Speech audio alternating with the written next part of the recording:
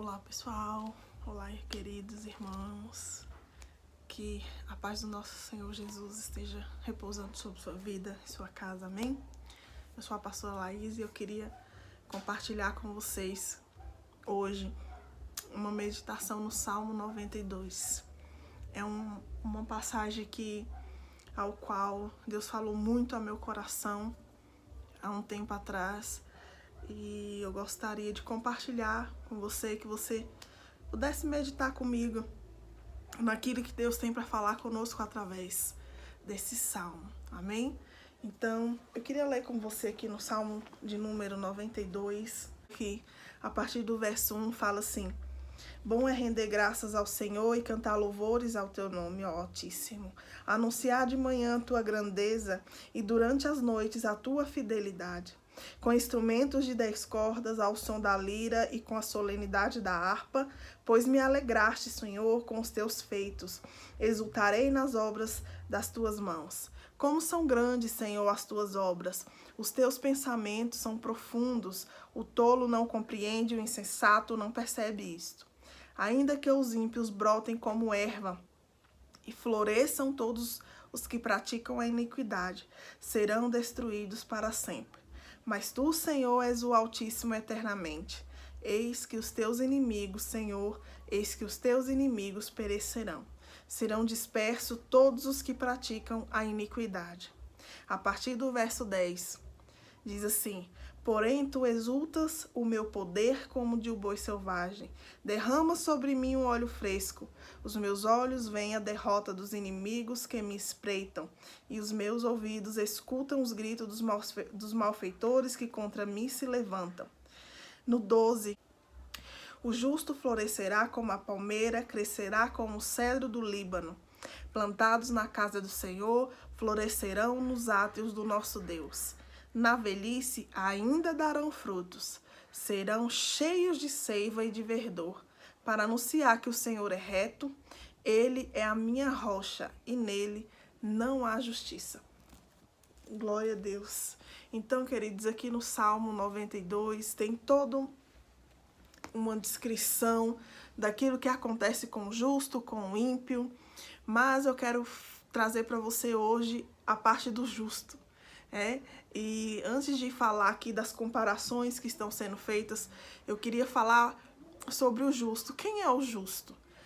No dicionário Strong, a definição de justo é aquela pessoa correta, a pessoa lícita, aquela pessoa que ela é correta no governo, ela é correta com outras pessoas, ela é correta no seu caráter, na conduta do seu caráter. Então, essa é a definição de justo. É uma pessoa correta, é uma pessoa lícita, é uma pessoa também justificada por Deus. E eu quero falar para você que eu e você somos chamados para sermos justos, sim, diante de Deus, porque o sangue de Jesus, ele nos purifica. A palavra de Deus diz em 1 João 1,9, se confessares os vossos pecados, ele é fiel e justo para perdoar e nos purificar de toda injustiça. Então, diante do sangue de Jesus, nós somos justificados e isso nos faz justos diante de Deus, mas a nossa conduta, ela tem que andar de acordo com aquilo que os mandamentos do Senhor nos proporcionam e nos ensina.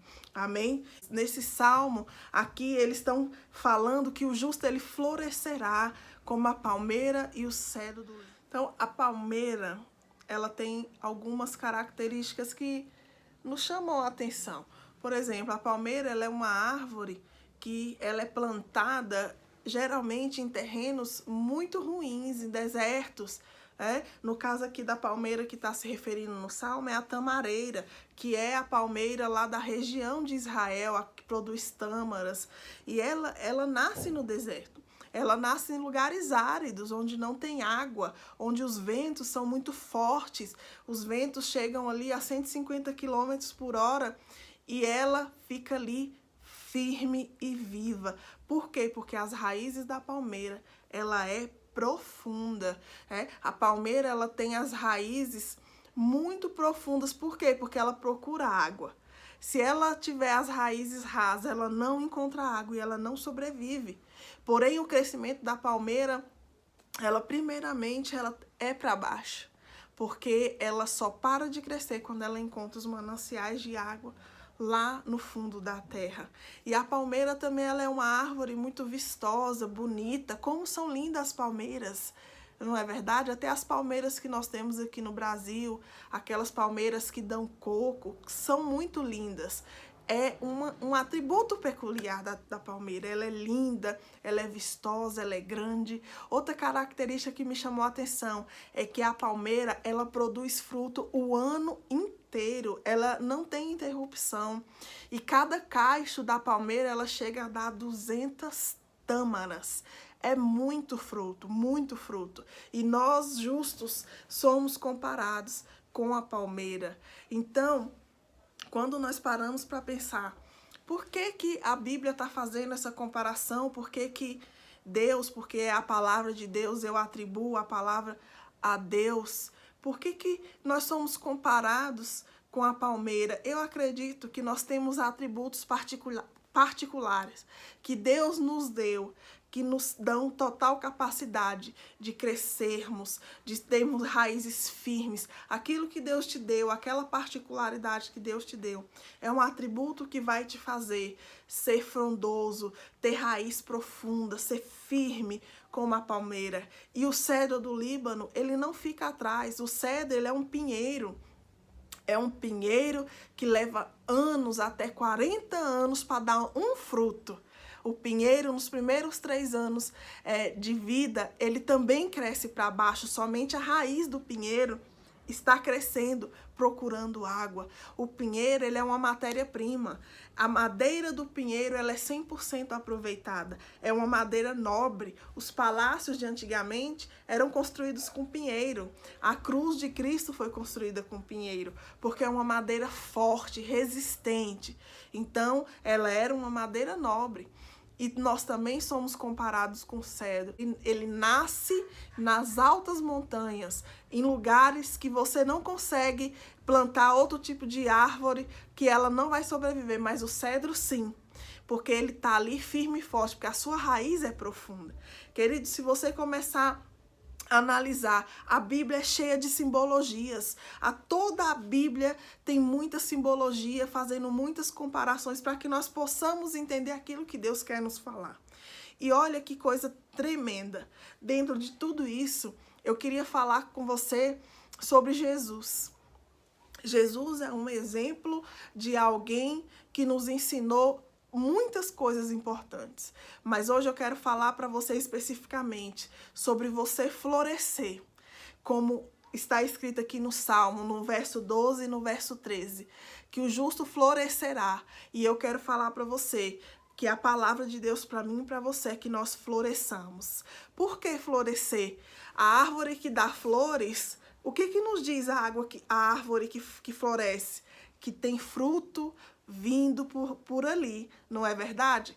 Quando nós vemos aí tantas árvores que se enchem de flores certo período do ano, nós já sabemos que o porvir são os frutos daquelas árvores. Então, florescer é sinal de vida. A pessoa, quando ela está florescendo, quando ela está florescendo em Cristo, ela está emanando vida de Deus. A vida de Deus está transbordando sobre ela, é fato.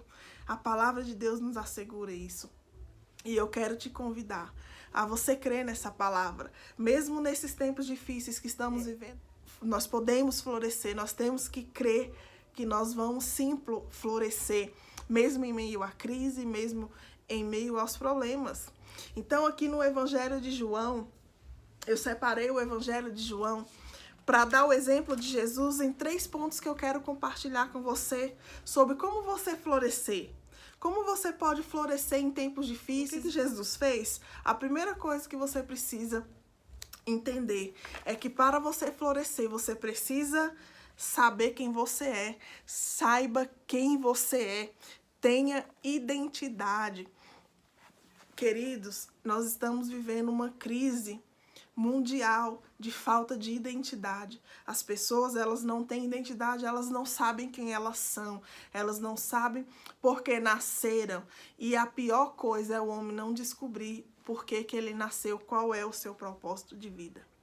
Todos nós temos um propósito, todos nós nascemos para fazer algo, para executar algo nessa terra, ao qual nós fomos chamados e ao qual nós nascemos. E Jesus, ele nos deu esse exemplo, sim, porque Jesus teve um propósito. Jesus veio na terra com um propósito e ele cumpriu o propósito dele. Mas, acima de tudo, Jesus sabia quem ele era. E ele nos ensina isso, e eu quero ler uma passagem aqui. Em várias passagens você vê Jesus afirmando quem ele era, mas eu separei específico o Evangelho de João. Aqui no capítulo 8 de João, verso 12, Jesus falando aos fariseus, olha como ele responde aos fariseus. De novo Jesus lhe falou, dizendo, eu sou a luz do mundo, quem me segue não andará nas trevas, pelo contrário, terá a luz da vida. Que tremendo, Jesus sabia quem ele era. Nessa resposta que ele está dando aqui aos fariseus, ele fala, eu sou a luz do mundo. Se o Senhor hoje te chamar, quem você vai falar que você é? Quem é você, querido? Você é alguém que está dentro do propósito ou está fora do propósito? Como é difícil hoje encontrarmos nosso propósito, não é verdade? Quantas vezes nós paramos e deixamos de crer em alguma palavra do Senhor porque nós vemos as nossas falhas, os nossos defeitos e nós deixamos de acreditar que nós somos chamados para algo extraordinário. E isso, querido, não é verdade. Você não é uma pessoa que não tem uma obra extraordinária. Independente dos seus defeitos, dos seus erros ou dos seus acertos, saiba que você é filho de rei e isso não apaga. Você é filho de Deus. E você tem que crer nisso. A palavra de Deus diz que Deus, ele efetua em nós tanto o querer como o realizar. Já imaginou quantas coisas você quer dentro de você, você anseia, você tem desejo, você tem vontade de fazer? Você já pensou que Deus pode ter colocado todo esse anseio dentro de você? Você já parou para pensar que todos esses desejos e essa vontade de fazer algo muito bom, algo extraordinário, foi Deus que colocou dentro de você e aponta para o teu propósito? Eu acredito que sim, porque o querer em nós foi Deus que colocou. De repente você tem desejo de trabalhar com missões, Deus colocou algo que queima no seu coração, trabalhar com missões, ajudar pessoas, ou ajudar crianças, ou talvez o seu coração simplesmente, você tem desejo de entrar para uma área profissional para ser usado por Deus, não para ter diplomas e reconhecimentos, mas para ter o seu propósito cumprido e o reino de Deus estabelecido nessa terra. Isso, querido, é o querer, só que quem vai realizar é o Senhor, porque Ele efetua o querer e o realizar. E eu tenho certeza que aquilo que queima no seu coração, se foi Deus que colocou, se você crer e descobrir quem você é, Deus vai realizar e o seu propósito vai ser lindo e vai se cumprir nessa terra, em nome de Jesus. Sobre Jesus é que saiba a quem você pertence. Jesus sabia a quem ele pertencia, a quem ele servia. Jesus sabia e declarava a quem ele estava ali, amando de quem.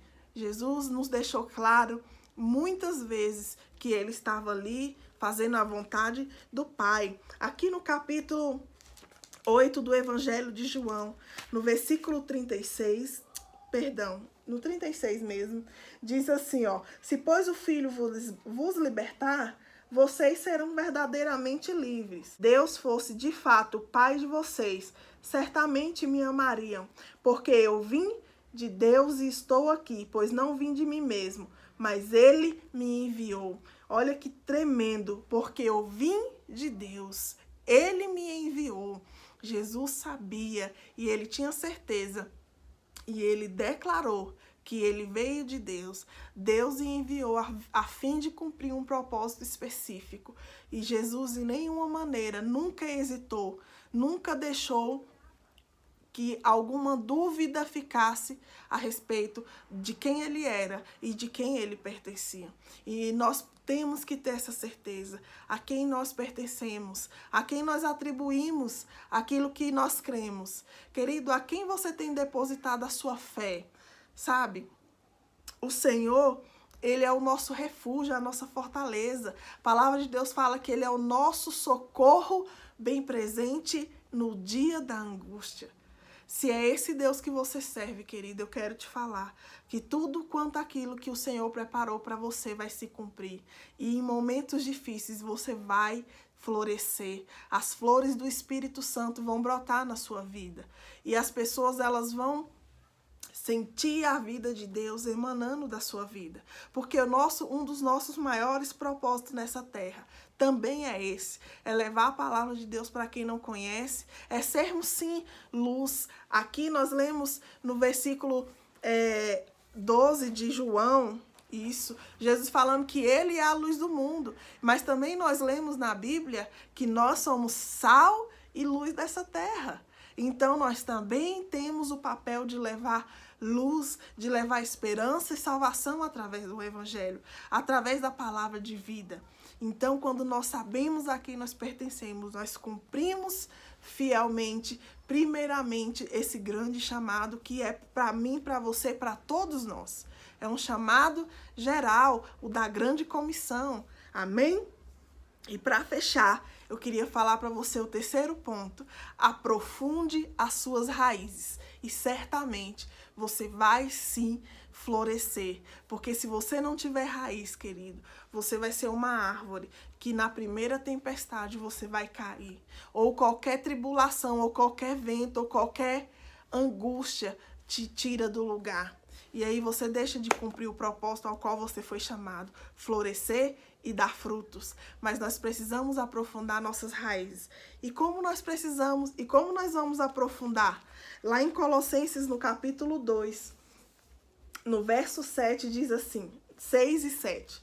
Portanto, assim como vocês receberam Cristo Jesus, o Senhor, continuem a viver nele, estando enraizados e edificados nele e confirmados na fé, como foi ensinado a vocês, crescendo em ações de graças. Jesus é quem vai aprofundar as nossas raízes. Nós precisamos ter tempo com Deus, nós precisamos ter tempo de qualidade com Deus, com o Espírito Santo. Aprofundar as nossas raízes requer passarmos tempos ouvindo a voz de Deus, com a sua palavra, se edificando na sua palavra. E aí sim, nós vamos entrar dentro daquilo que está aqui no Salmo, falando que o justo ele florescerá como a palmeira, o cedro do Líbano.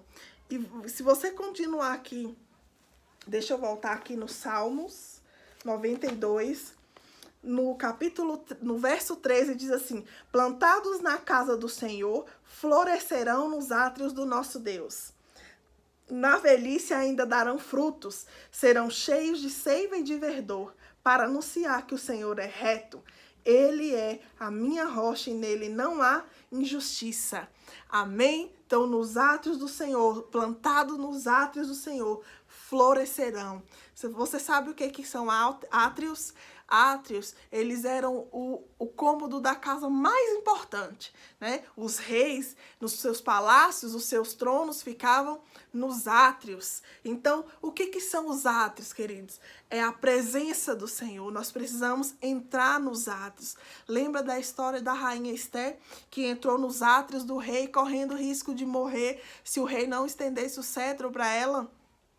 Nós temos que, porque nós temos livre acesso aos átrios do Senhor. E é lá que nós temos que estar plantados, na presença de Deus, onde o Espírito, ele nos ensina, onde o Espírito, ele nos guarda, onde o Espírito nos consola, onde o Espírito está ali preparado para nos preparar para tudo que temos que enfrentar nessa vida, sejam dias bons, sejam dias ruins. Por que o Senhor falou para nós, Senhor Jesus, que Ele precisava ir? Porque alguém precisava vir e seria muito melhor para nós que Ele fosse e o Espírito Santo viesse. Por quê? Porque Ele seria consolador, Ele seria o nosso socorro. Então, se o Espírito Santo Ele é o nosso consolador, queridos. É porque teriam dias difíceis, teriam dias de choro, teriam dias de angústia. Mas nós não devemos temer, porque o Espírito Santo está aqui para nos fortalecer. Então você tem que estar nos átrios do Senhor, firme, fortalecido, deixando a sua raiz aprofundar. Não se preocupe se você ainda não está vendo os frutos, se você ainda não está vendo as flores, se você não está florescendo ainda. Deus está trabalhando.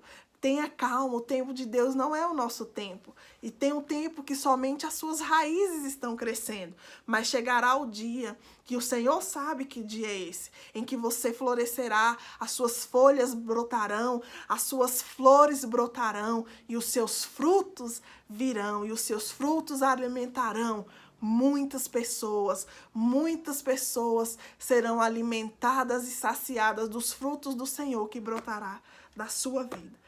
Querido, Deus te abençoe e te guarde. A palavra que eu tenho para você é essa, que você floresça no nome de Jesus. Amém.